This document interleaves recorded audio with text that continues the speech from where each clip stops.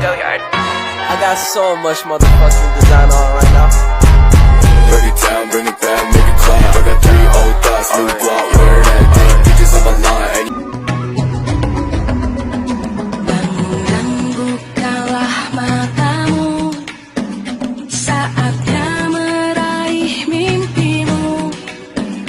Arahkan pandangan ke depan, Tuhan kan menuntunmu. Selamat siang Ibu Guru dan teman-teman yang menyaksikan video ini. Perkenalkan, kami dari kelompok 4 ingin menjelaskan sedikit mengenai pembelahan sel. Pembelahan sel sendiri ada dua, yaitu pembelahan sel secara mitosis dan pembelahan sel secara meiosis. Kami akan berfokus menjelaskan mengenai pembelahan sel yang kedua, yaitu pembelahan sel secara meiosis. Pembelahan sel secara meiosis dibagi lagi menjadi dua tahap, yaitu pembelahan sel secara meiosis 1 dan pembelahan sel secara meiosis 2. Penjelasan akan dibagi menjadi beberapa sub pembahasan. Yang pertama, pengertian dari pembelahan secara meiosis. Yang kedua, berapa sel anakan yang dihasilkan dari pembelahan secara meiosis. Yang ketiga, penjelasan mengenai pembelahan meiosis 1 dan meiosis 2 beserta gambarnya. Dan yang terakhir yaitu tempat terjadinya pembelahan meiosis. Kita belajar Pancasila. Pembelahan sel secara meiosis hanya terjadi pada organ kelamin. Hal itu dikarenakan pembelahan secara meiosis ini memiliki fungsi untuk menghasilkan sel gamet, yaitu sel telur dan sel sperma. Melalui pembelahan secara meiosis ini akan menghasilkan sel anak yang memiliki kromosom setengah dari induknya.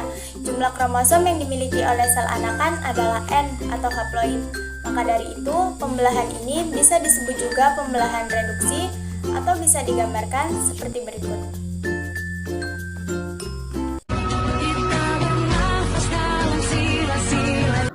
Pembelahan meiosis adalah pembelahan sel yang menghasilkan 4 sel anakan, yang masing-masing sel memiliki separuh dari jumlah kromosom sel induk.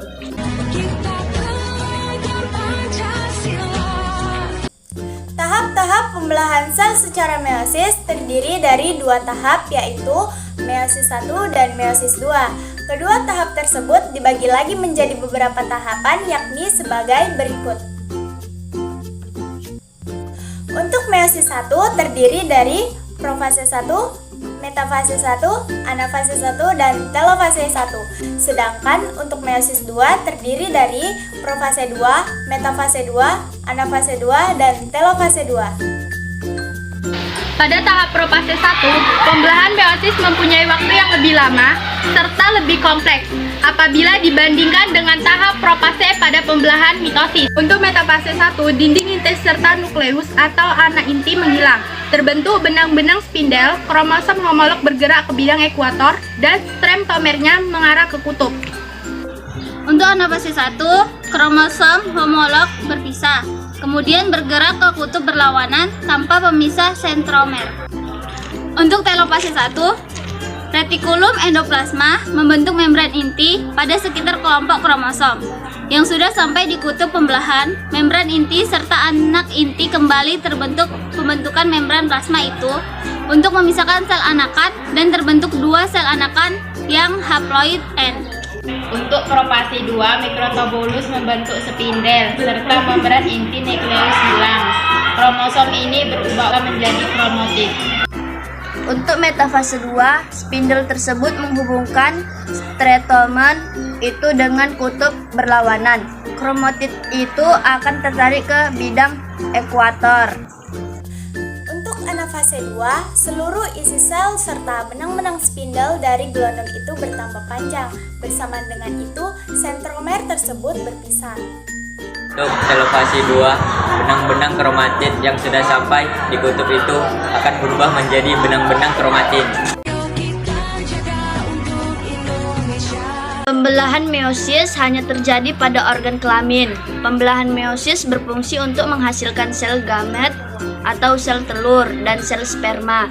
Melalui pembelahan ini akan dihasilkan sel anak yang mempunyai kromosom setengah dari kromosom sel induk. Itu saja penjelasan dari kami mengenai pembelahan sel secara meiosis. Kurang lebihnya kami mohon maaf. Semoga video ini bermanfaat bagi kita semua. Saya akhiri dan sampai jumpa.